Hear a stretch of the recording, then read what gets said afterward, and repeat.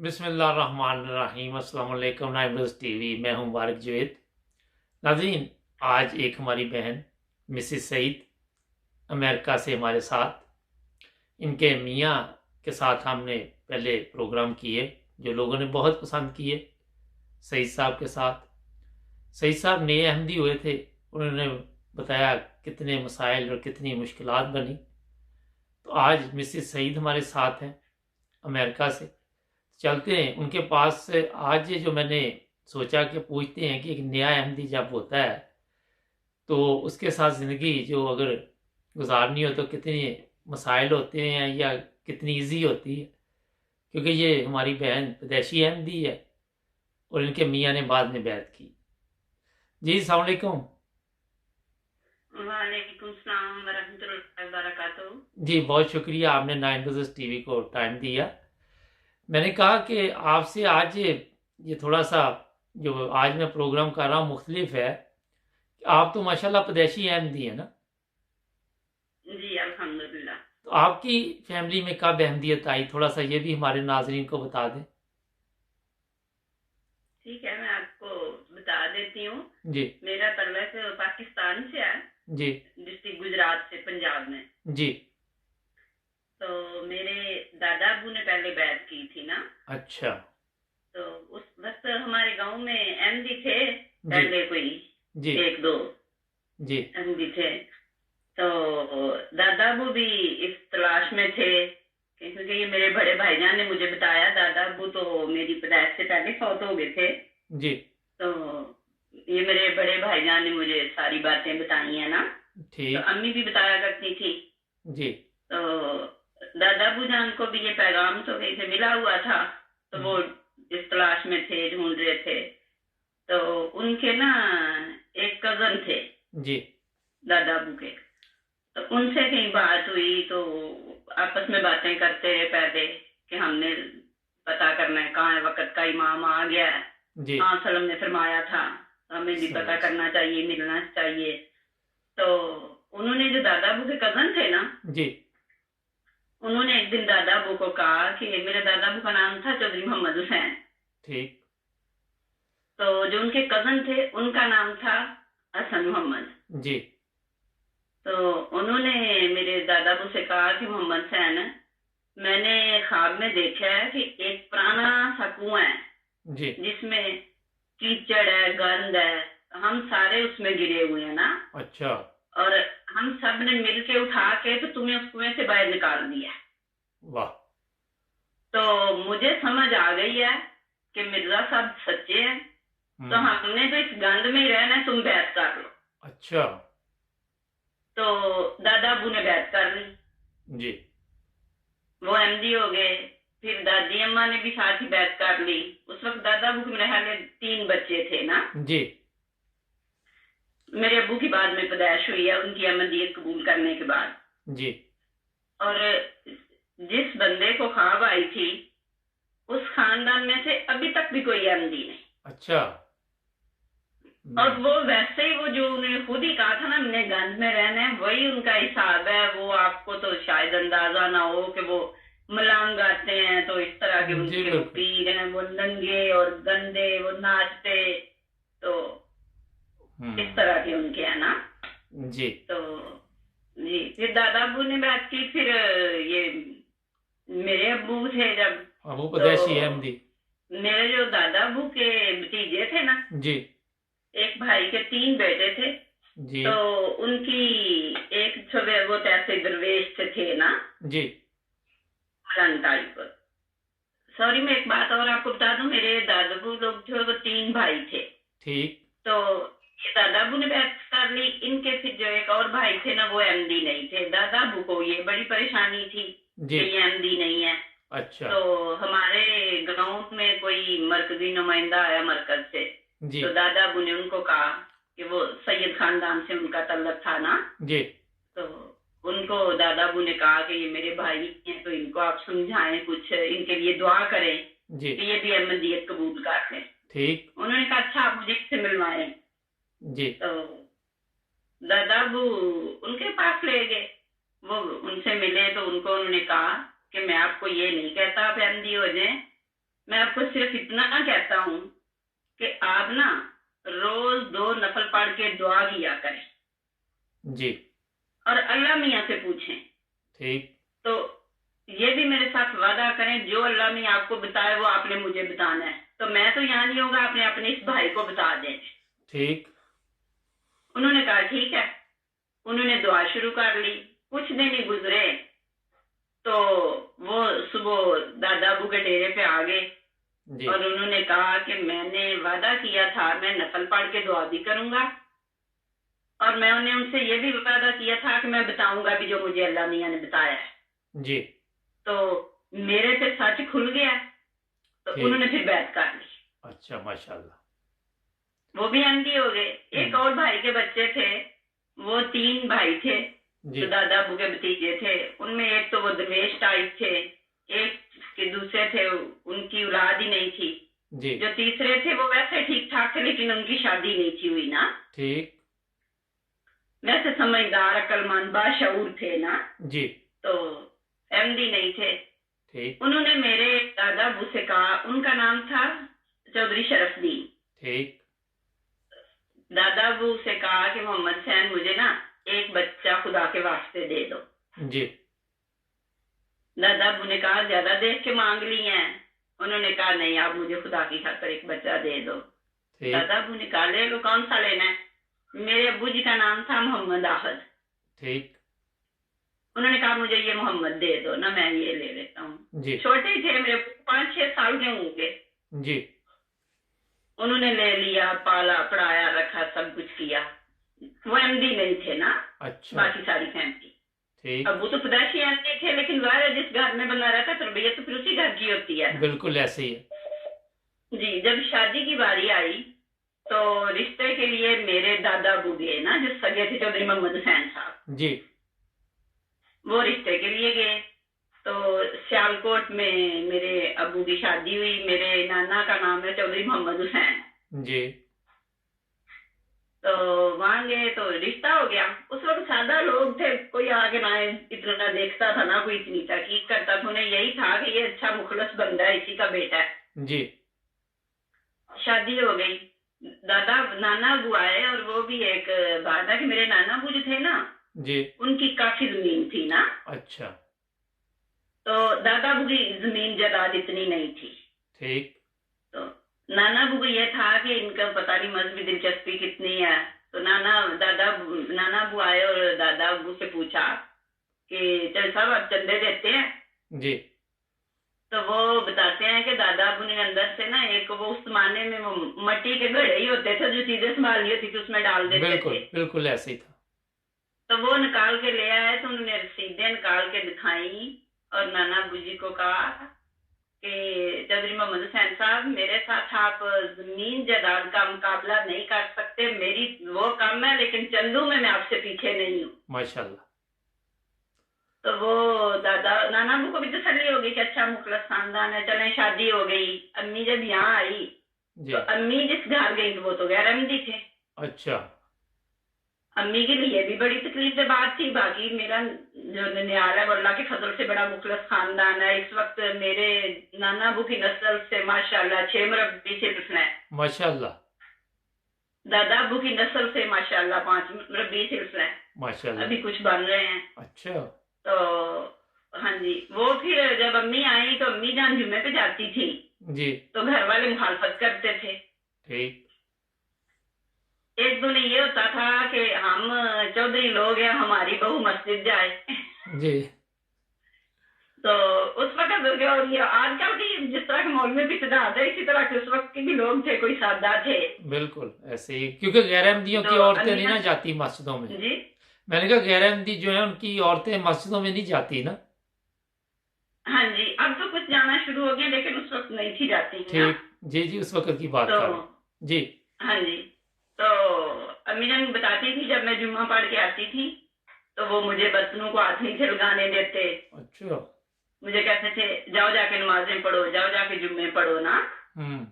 तो अम्मी जान कहती थी साथ मैंने रोना, साथ मैंने काम करने और कहना अल्लाह मियाँ मैंने क्या जुर्म किया, नमाज ही तो पढ़ के आई हूँ। जी हाँ, तो जो दादा अबू थे चौधरी शरफदीन साहब, बहुत अच्छे थे, बहुत ख्याल रखते थे, अम्मी बताती थी जी। तो। लेकिन दिमाग के मामले में वो कुछ थे।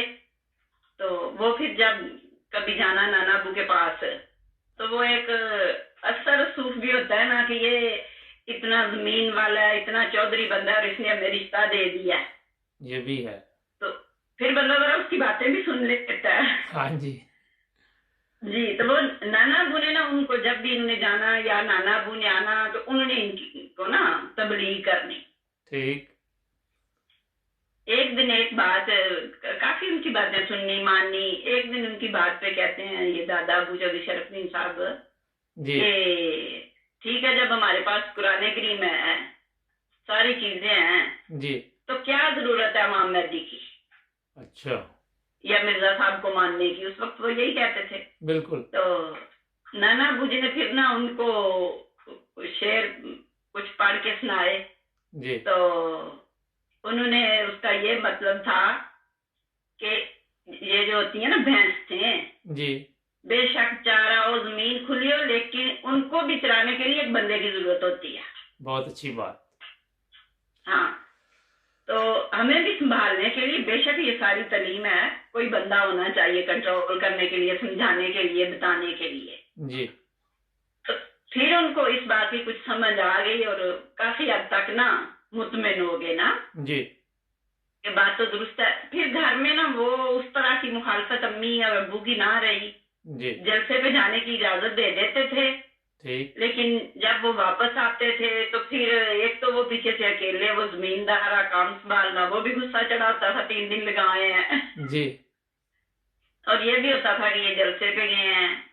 पहले तो इतने मुखालफ थे। अम्मी जान ने बताया एक दफा, वो तो अम्मी ने मुझे खुद बताया कि हमारा गांव इस तरह था कि रोड पे लोग उतर के ना तो जी। अगले गांव जाते थे ना।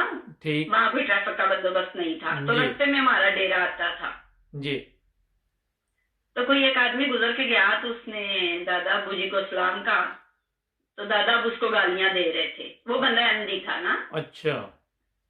तो ऊपर से अम्मी चली गई डेरे पे, तो अम्मी जी ने जाके सलाम किया। जी। तो दादा अबू जी ने अम्मी जी को थप्पड़ दे मारा। अच्छा। गुस्सा उस बंदे का ना, कहते हैं वो भी मुझे देख के गया, तुम भी मेरे लिए ले आई हो। अच्छा। तो अम्मी जान ने बड़ी इस तरह की तकलीफें देखी और बर्दाश्त किया। फिर अल्लाह मियाँ ने बड़ा फजल किया, सारे अहमदी हो गए। तो माशाअल्लाह। एक दफा अम्मी जान कहते हैं कि हम जलसे से वापस जब आना, तो इन्होंने अब्बा जान ने डेरे पे जाना 2-3 दिन। उन्होंने दादा अबू का मूड देखना, फिर बाद में मैंने जाना ना। जी। तो उस साल अम्मी जान कहते हैं हम जलसे पे गए, तो हिफ्जुल मस्तानी का दौर था, साहब की मुलाकात थी। जी। मेरे बड़े भाईजान छोटे से थे ना, अम्मी ने उठाया हुआ था उनको। ठीक। तो अम्मी जान कहते हैं कि जब मुलाकात होती थी उस वक्त तो एक साइड पे खड़ी थी उस दिन मौजूदा साहब की वालदा, जी। और दूसरी साइड पे ना छोटी आपा। अच्छा। तो और हाँ, आपा मरीम सदीका साहबा ना, जी। और हिफ्जुल मस्तानी की बेगम जी। थी। तो वो कहते हैं, अम्मी कहते हैं कि एक साइड से औरतें आती थी, तो जी। सेंटर में एक कमरा था, खालसा वहां बैठे थे और मुलाकात करके आगे गुजर जाती थी। ठीक। अम्मी जान ने बताया, कहती है जब मैं उस दरवाजे में आई तो मैं गिर गई, पीछे से कुछ धक्का लगा, जो भी हुआ ना मैं गिर गई। अच्छा। तो साहब ने पीछे से फिर औरतों को रोक दिया, मुलाकात बंद कर दी थोड़ी देर के लिए। जी। तो जो पास ये 2 औरतें खड़ी थी, इनको कहा, इन्होंने भाई को उठाया, अम्मी को उठाया, देखा। अम्मी कहते हैं मैं बड़ा रोऊं ना। जी। तो साहब मुझसे बार बार पूछे, और वो भी पूछे कि आपको कहीं चोट लगी है क्या है। जी। तो मैं कहूँ कि हुजूर मुझे यहाँ कोई चोट नहीं लगी, मुझे पिछली बड़ी चोटें लगी हुई हैं। जाहिर इधर मुझे कोई चोट नहीं ना। जी। साहब ने पूछा क्या है, तो अम्मी जान ने बताया कि इस तरह वो सारे गैर अहमदी हैं जी। और मैं फलां की बेटी हूँ। तो नाना अबू का अल्लाह ताला से बड़ा तल्लक था जमात के साथ। जी। तो ये मुझे तो गालियां देते हैं, मेरे बाप को भी, लेकिन ये ना मसीह मौला इस्लाम को और आपको बड़ी गालियां देते हैं, मुझे वो बड़ी तकलीफ होती है ना। तो आप दुआ करें कि अहमदी हो जाए। जी। साहब ने फरमाया मैं दुआ करूंगा, अल्लाह मियाँ फजल करेगा। अच्छा। अम्मी जान जलसे के 3 दिन बाद वापस चलेगी घर के। जी। अम्मी जान कहते हैं वही हमें था कि डांट पड़नी है तो उनका मूड खराब होना है। तो अब्बा जान ने तो ज़ाहिर जाना था, वो तो डेरे पे जाना शुरू हो गया, अपना काम किया। अम्मी जान 2 दिन ना गए जी। तो दादा अबू ने दादा अबू डेरे पे जाते थे, वो घर नहीं थे आते ना। ठीक। उन्होंने अब्बू जान से कहा कि आई नहीं अम्मी। अम्मी को वो प्यार वैसे बड़ा करते थे जी। हर लिहाज से। ठीक। हाँ, लेकिन मजहब के मामले में वो फिर जरा थोड़े हो जाते थे। जी। तो अम्मी अबू जान को कहा कि आई नहीं महमूदा बेगम ना। जी। तो अबू जान ने घर आके पैगाम दिया कि वो आपको का पूछ रहे थे। अम्मी ने कहा कि गालियां देनी होगी तो कहते होगे जल्दी आए। अच्छा। ठीक। तो अगले दिन अम्मी ने डेरे पे गए तो अम्मी कहते हैं मैंने जाके सलाम किया। जी। तो आगे से ऊंची था, कहते हैं वालेकुम अस्सलाम। अच्छा। अम्मी कहते हैं मुझे ना एक सुकून मिला, खुशी हुई कि साहब की दुआएं लग गई हैं। माशाल्लाह। हाँ, फिर मुझे कहते हैं कि इस दफा फिर साहब ने क्या फरमाया। अच्छा। कहते हैं मैंने कहा कि साहब ने यही कहा है नमाजें पढ़े, ये करें वो करें, सारी अच्छी बातें हैं। अम्मी कहते हैं मैंने बताया तो कहते हैं अच्छा अगले साल मैं भी जलसे पे चलूंगा। अच्छा। अम्मी जान बताती थी कि हमें तो फिर होता था कि जलसा पहले तो साल बाद होते, हम तो कल ही आ जाए। अच्छा। हम दिन गिनते थे कि जल्दी जल्दी जलसा आए और ये चले ना। जी। गायब गए पूछते रहना कि आपने जलसे पे जाना है ना, उन्होंने कहना हाँ मैंने जाना है। जी। तो फिर जब अगले साल जलसा आया तो जलसे पे गए। जी। और उनका ये होता था कि जो उन्होंने कह दिया ना वो फिर होना ही होना है ना, उसमें कोई गुंजाइश नहीं। अच्छा। तो वो हुक्का पीते थे। जी। अबू जान ने फिर साथ हुक्का ले लिया और वो गोबर के ओपले और सारा उनका सामान हुक्के का, कि अगर इनको जलसे पे हुक्का ना मिला तो इन्होंने कहना वापस चले। जी। तो फिर हमें भी जलसा छोड़ के आना पड़ना। तो जब वक्फा आता था नमाज के लिए वुजू के लिए तो अबू जान फौरन उन्हें हुक्का तैयार कर देते थे कि आप ये ना एक दफा हुक्का पी लें, जलसा में तो नहीं ले जा सकते। जी। वो फिर वहां 3 दिन रहे, जलसा सुना। फिर साहब से मुलाकात की जब बारी आई तो मुलाकात की और फिर साहब से रो रो के बड़ी माफियां मांगे कि हुजूर मैंने आपको बड़ी गालियां दी हैं। तो साहब ने फिर फरमाया कि नहीं, वो जो आपने गालियां दी हैं आपने ना समझी में दी है। जी। तो अब आपको पता चल गया, अब आप देंगे तो वो आपको गुनाह होगा, इसलिए अल्लाह मियां आपको माफ करेगा। जी। तो फिर उन्होंने सब की बैत कर ली माशाल्लाह। खिदमत की बैत करके फिर घर आए। जी। आके तो अपनी भाभी को कहा कि तुम एमडी हो जाओ। अच्छा। तो और डंडा पकड़ लिया। ठीक।